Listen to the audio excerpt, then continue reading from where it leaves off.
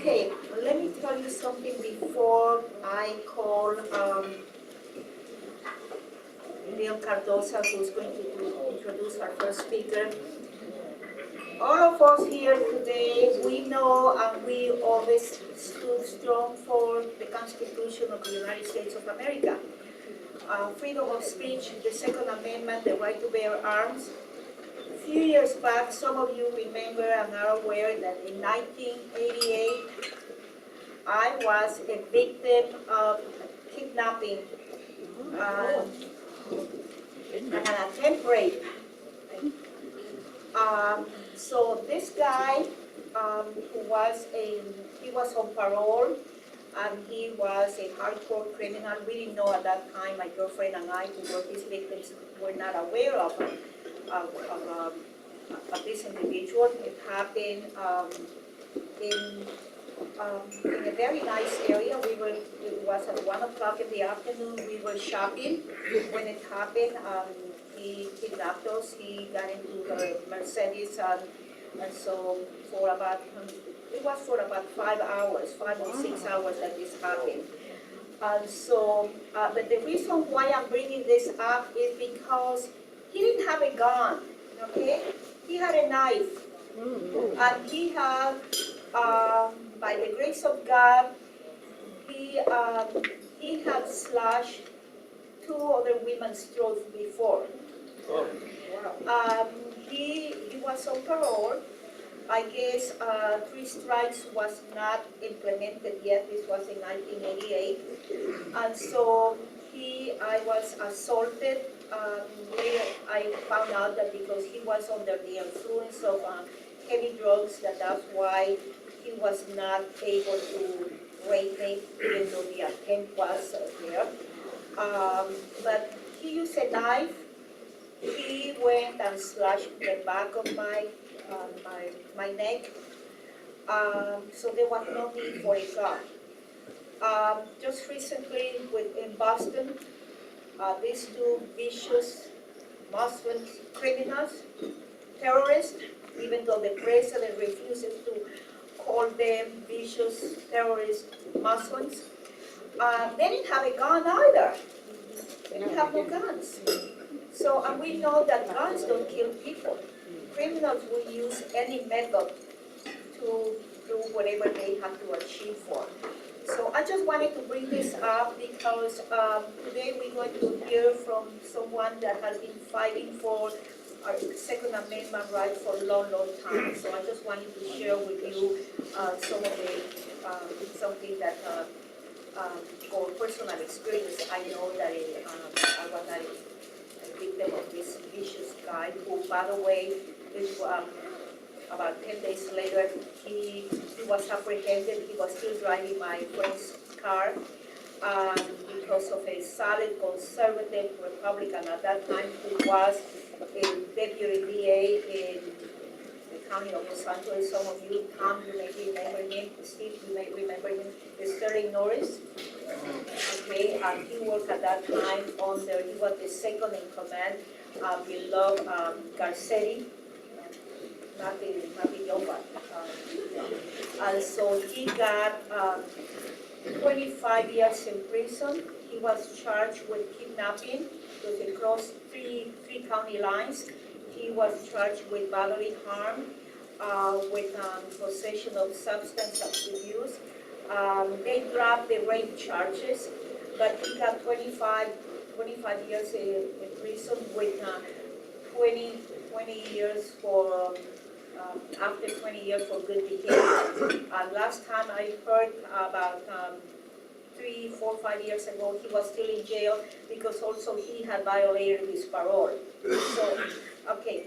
Having said that, I'd like to call now another good, long time friend, an activist in CRA in the conservative movement, our good friend and the Senate District Director, Bill Cardoza.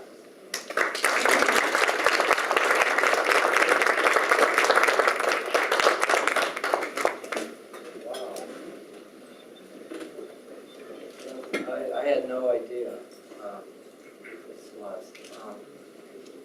My wife, in front of our church in Sacramento, was assaulted by someone who also took a knife to hurt. Speak up, can't hear you. The microphone is not on. Not on.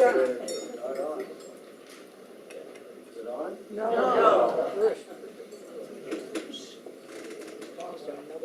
Hello? Yeah. I like to whisper. No, I was saying, I did not know about Celeste's experience. My wife was leading an event at our church, Capital Christian Center in Sacramento, when she was attacked by someone who put a knife to her throat and wanted to take her back to the car where she was heading. And she just had, it was terrifying, but a godly presence of mind he also had a hold of her suit jacket. She just sort of went down, slipped under, and ran into the church and called the authorities, and they arrested him about 2 or 3 blocks down. He also went to prison, but it was a knife. And it could have been a kidnapping, and it could have been, well, technically it was a kidnapping for 4 or 5 seconds, minutes, I don't know. Anyway, here we are. Back at CRA.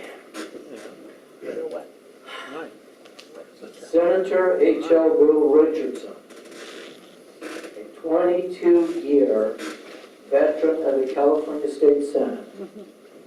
As founder of Gun Owners of California, Gun Owners of America, and having served for 10 years on the board of directors for the National Rifle Association, one could easily see, Senator, that your whole extensive political career has been predicated on the preservation and the protection of the Second Amendment to the Constitution.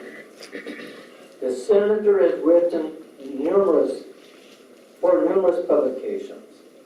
He's the author of 2 numerous political books. First one, Slightly to the Right.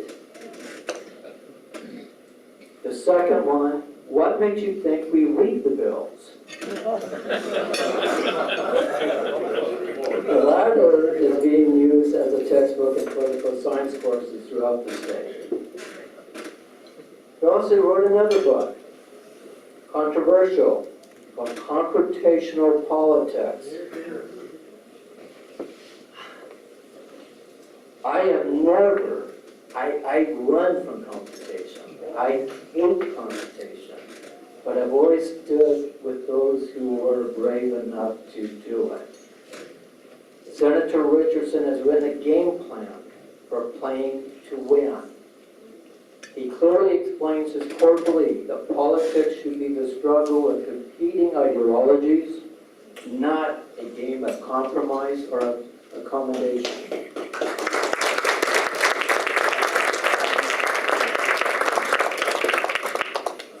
As a break from his political activities, Richardson is not your typical politician. He has a love of writing. He has extensive knowledge of the American West. He writes a series of Western mysteries, beginning with The Devil's Eye, followed with The Shadows of Crazy Mountain. For a change of pace, he authored a Split Second, a political comedy set in Sacramento. He's received Legislator of the Year from this and many organizations, including the Christian Voters League, the California Republican Assembly, the Guardian of Freedom Award from the Young Americans for Freedom, and the highest award from CRA, the Ronald Reagan Freedom Fighter Award. Personally, it's a great honor for me to introduce to you my friend, my political mentor, and the gentleman who brought me to the California legislature and California politics, my former boss, Senator H.L. Richardson.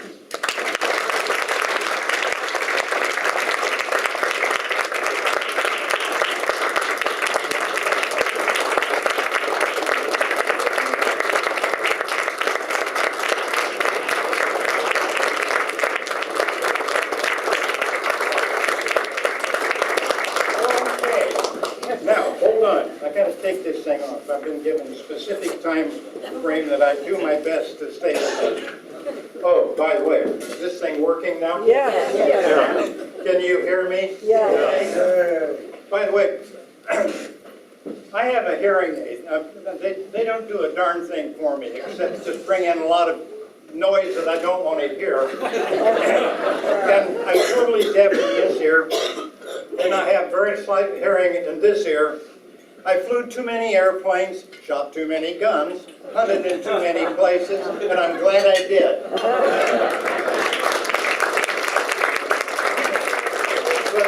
But what I'd like to do for you today is go through a little bit of history and talk about something that means an awful lot to me. I don't pretend to be the world's smartest individual, or even close to it. But one thing I do know how to do, I know how to read. And I wanted to find out what made our forefathers as bright as they were, because look what they created. So I went out of my way to find out what they read, what they felt, what their thoughts were on different policies, how well educated they were, and I found out. And there was a number of men that they paid a great deal of attention to. Every one of them was hardcore Christian that they paid attention to. All 55 men who got together and put together our Constitution were Christians, right to their core. They had no problems at all quoting it all the time and living by its principles, specifically the Ten Commandments, that they followed diligently. And I said, well, that's good enough for them. It's got to be good enough for me. And so I've spent a lot of tension in that area, but I also ran into a man quite a number of years ago. And he came over to our house on the insistence of a good friend of ours, and he was a pastor at a Lutheran church close by. And he was talking to us, and I was sort of paying sort of a half attention to it. Now, mind you, I was in my early 30s at the time, in the dark ages, quite a number of years ago. And so after a while, I listened to him for a while, and I turned to him, I said, well, I'm pretty successful in the advertising business. I live in the upper highlands of the Arcadia hills of Southern California. So I said, the Lord must like me. He gave me a lot. He looked me in the eye and he says, well, the devil can give you the same thing. You have no idea how that jarred me. Because he was absolutely right. The devil can. And I found out in time, the more I looked into things, the deeper I dug into the political world, there was really a division out there in the United States, in a division in which we are now divided, and one I dislike intensely. And what it is, there are sectarians that practice the thing that God did not exist, and on the other hand, you believe that He does. And the thing about our forefathers, the reason they got along together, they all started from the same pew. They started with the same sense of ideas of what is right and wrong. They could argue and converse with each other in that manner. When I was in the legislature and went in for the first time, if I wanted to get yawns and rolled eyes and heads going back, all I had to do was quote the Bible as a substantiation for any specific thing I wanted to prove. I was not dealing with the leadership of the Democratic Party that believed in God. I didn't know one that came even close to thinking it. There's the fight. And the only way we're going to win is going back to the basic principles and concepts which this country began with. This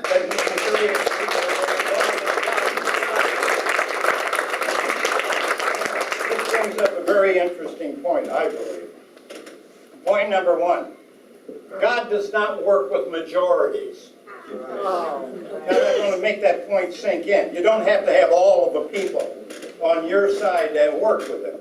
If there's enough of us out that are working, He'll come and help. He does. No man believed that more than George Washington did. If there's ever a man who believed in the providential hand of God, it was George Washington. In a letter he wrote to his brother, He talked about the battles that he were engaged in with the British Army at a time and going to do some fighting with the Indians and the French. And they went into an ambush. He was in the leadership position.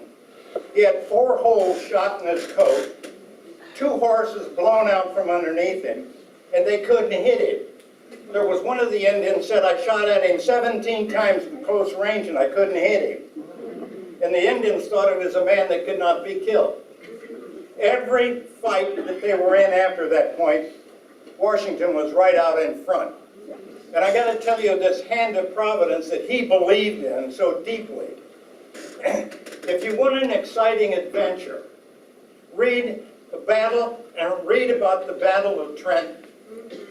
And it's called Washington's Crossing. And it's written by a wonderful Pulitzer Prize winner that accurately depicted everything that happened at that time. And I'll give you a little quick rundown on it until I get into the political stuff.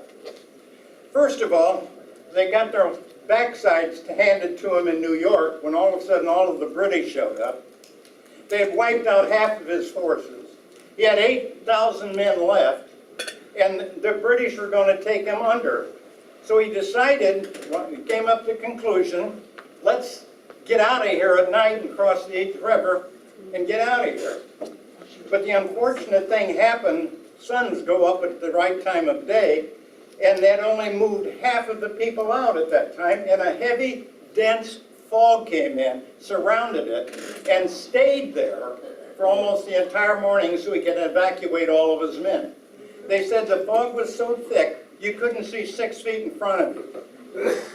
Then they retreated after that, and the British thought they had him pretty well whipped, so they didn't come at it aggressively. But they were held at bay by 2 young men in their 20s who were handling the cannons and the guns. 2 young guys. One was named Hamilton. The other was a man who turned out to be the 5th president of the United States, Monroe. And so they retreated on December.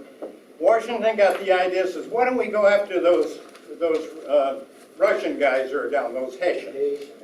So they showed up in time to where they were late again. And everybody, some of the reporters have said that, oh, the Hessians were sleeping after a big night of drinking. It wasn't that way at all. They were on guard because a lot of smaller group of Americans had been out pestering him and shooting at him whenever they could get close enough. And so they were on guard. But in comes this unbelievable snowstorm that hit them until they were right down their throats. And it's the only thing that made them successful. Then, after they won that particular battle, Howe and his troops came running up the road and started to fight him, pushed him back. They got a good position, but they were trapped. There was no way they were going to get out. It was so muddy and stuff, they had a difficult time walking. And what happened, it froze over that night, so Washington was able to start fires, making light, and he went around behind him and went down and attacked Princeton like that and whipped him again. He totally changed the entire mindset of the United States. So I developed an inordinate respect for the word providence, the hand of providence. And I can tell you, if there's a political life that was affected by providence, it was me, because I've never been smart enough to make some of the decisions I wound up making. I always felt that the Lord opens a door for you. And when that door opens, walk through. Take advantage of it. But when you get inside, there's always 2 more doors to go through after that. And more doors will open up. That's my political life. When I got elected, first time I ran, I lost. Turned out to be the best thing ever happened to me because I'd have been a 1-term congressman.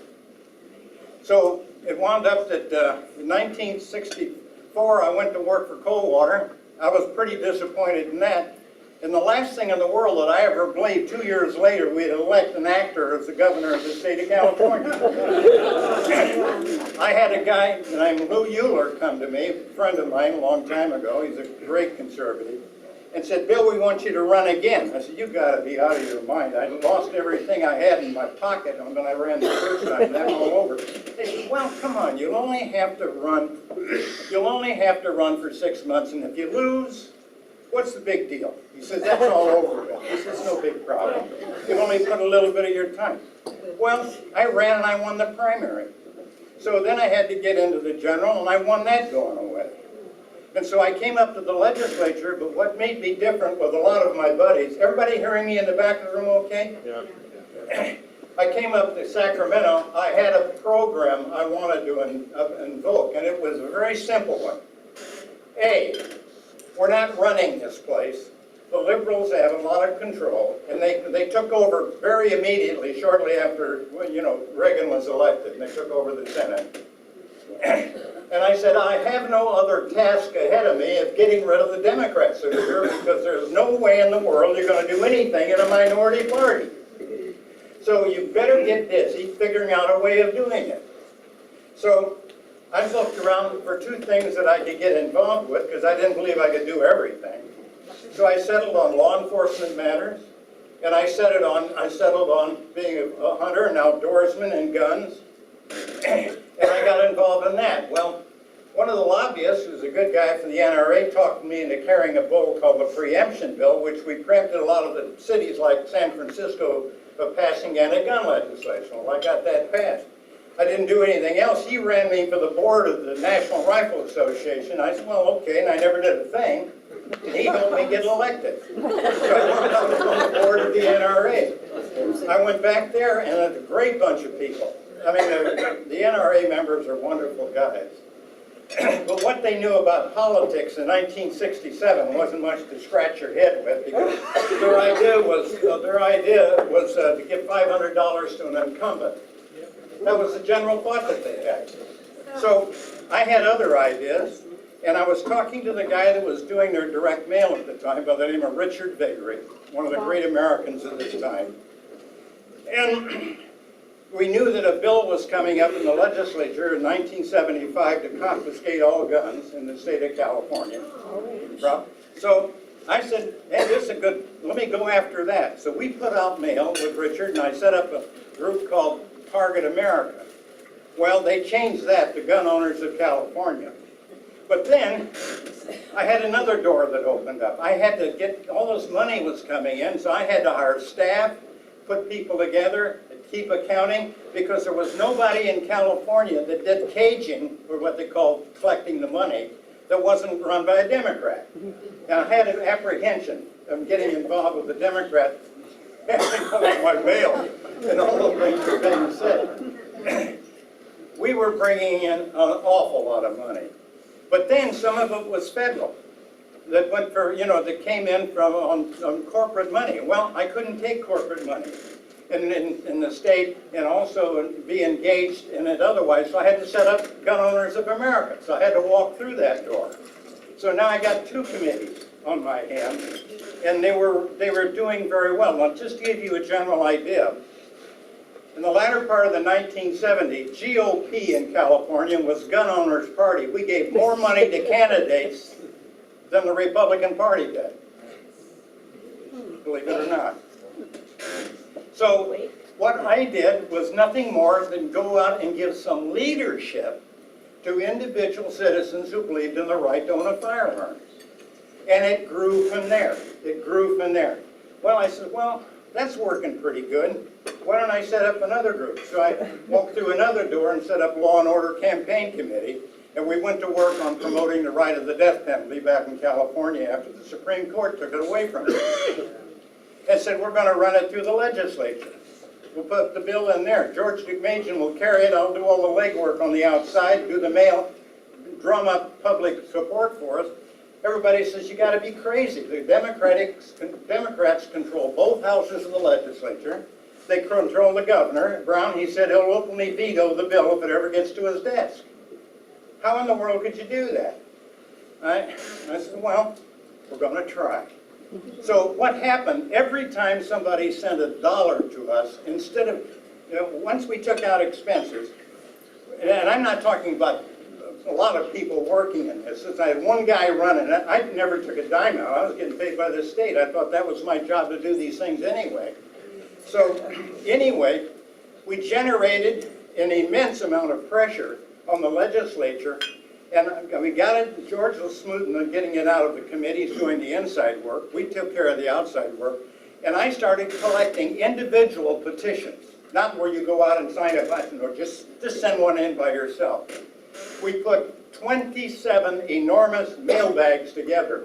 And when it came time for the vote, I wheeled them into the legislative halls and said, okay, want to come over and see what your constituents think of it? Well, they've been getting so much heat, the Democrats passed the bills out because they said, oh, what the heck, Brown's going to veto it anyway. I said, oh yeah? Well, let's see about that. So we went to work on the mail again. We brought enough pressure and put so much on them that they went to Brown crying like crazy. I'm getting all kinds of fits on me from my district. Oh, by the way, I got to tell you another thing. We went out and produced a video on the death penalty showing all kinds of problems. I called a press conference, and they all showed up, and I says, okay, now sit down, and boy, the room was full with the media. And this is a sort of an interesting thing. I said, for the graphics of it all, I told George, I said, George, when you sit down, I'm going to take up one of these mailbags, and I'm going to dump it out here, you know, and he said, oh no, that's not nice. He says, taking all those people that and George Mason's a nice guy. And I said, well, can I dump them into a waste paper basket? He said, well, maybe that's okay. See, I mean, see the difference in how we approach things. So anyway, the press was out there waiting for it all, and I said, I'll tell you what we're going to do. We're going to show you, but I'm not going to tell you what else we're doing until you get through seeing the video. So I made them stick there and watch the whole doggone thing. They weren't overly happy about that, but then they said, well, what are you going to do with this? And I said, we've already done it. We've sent it to every district attorney in the state. We've sent it to every service club that you could think about. We scattered that thing all over the state before I even had the press conference. They had no other way but to report it. We overrode the governor's veto, controlling both houses of the legislature, and brought the death penalty back to California. We then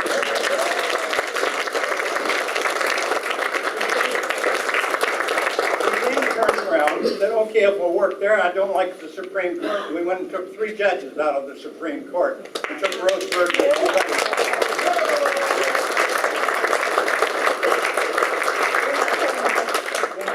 Get the business community together. So I set up a free pack, business pack, and it turned out we were raised over $100,000 the first year for those activities doing that.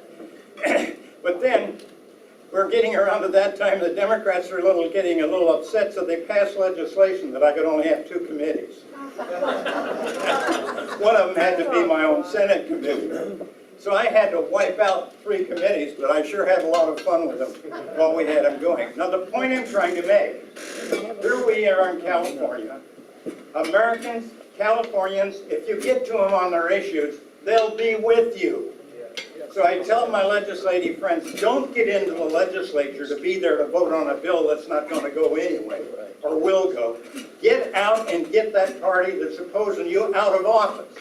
You should be working your head off constantly to change the make of the legislature. That's the main commitment you should have. You're given a bloody pulpit, or a bully pulpit rather. Use it. Organize. Go out there and talk to people around issues that they believe in.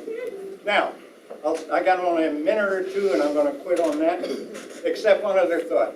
There's a lot of people in this audience much younger than I am. But I've got to a point in my life where I've written a lot and all the rest of it. I just wanted to sort of roll back a bit. But my kids came to me and my grandkids came to me and said, Papa, you've had a pretty interesting life. Why don't you write about it? And I said, oh no, the Bible's pretty strong on things like that. You know, let other people talk about you, don't talk about yourself. And I'm a great believer in Scripture, so I didn't want to write about myself. But they came up to me and they said, you've been through some very interesting things. How am I going to tell my kids about it unless I have some place to go? I thought about that, and I said, all right. And I'm speaking to every one of you in this room. You've lived a good life in this country. Write your kids about it. Write your grandchildren about it so they have memory of it. Don't think there's not something you can continuously do to make good. You can pass it on, the information you have, the principles of this country and what we believe in, the structure of what we work for. It's a great country. There's no sense in losing it, and I have no intention of doing anything other. When I die, I'm going to die a free American. Amen. That's it.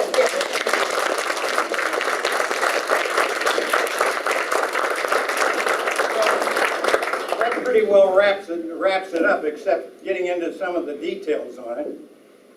But have confidence. Understand, if we're working, the Lord works through us. He worked through me on this stuff. I've never been smart enough to do these things. I just happen to be smart enough to hire bright people. And then I stayed out of their way. Doesn't take a genius to do that. Just don't think you're the tops of the market, because none of us really are. We all have our faults. But find out what you do well and then do it well. If we had more of our legislators would go into the legislature with that idea, we'd be a lot better off today. If we had them like this guy, we'd be in great shape.